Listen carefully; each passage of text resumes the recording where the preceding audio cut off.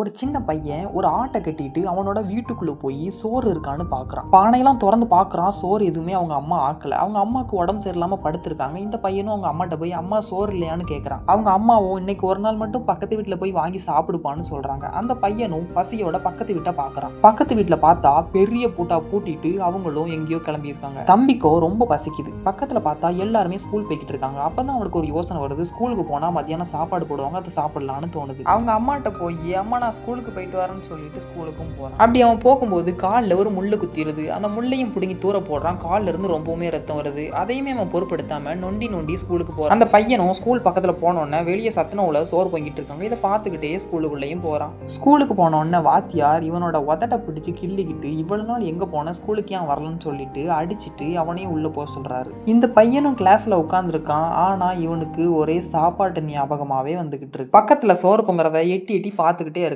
பக்கத்துல உள்ள பையன் பொரி உருண்டை சாப்பிட்றான். வேணுமான்னு இந்த பையனை பார்த்து ரொம்பவுமே கிண்டல் பண்ணிக்கிட்டே இருக்கான். வாத்தியாரும் பழங்கள் பேரை சொல்லி பாடம் எடுக்க ஆரம்பிக்காரு. மாம்பழம்னு சொன்னா இவனோட இமேஜினேஷன்ல மாம்பழம் வருது, பழப்பழம்னு சொன்னா பழப்பழம் வருது. இப்படியே போய்கிட்டே இருக்கு. இவனுக்கு ரொம்பவுமே வயிறு பசிக்க ஆரம்பிச்சு வயிறு வழியில மயக்கம் அடைகிற மாதிரி சூழ்நிலைக்கு போகும்போது வாத்தியார் ஒரு சாக்பீஸை கொண்டு அவன் முகத்துல எரிஞ்சு நல்லா தின்னுட்டு வந்து தூங்குறியாடான்னு சொல்லிட்டு அவன் கையிலேயே அடிக்கிறாங்க.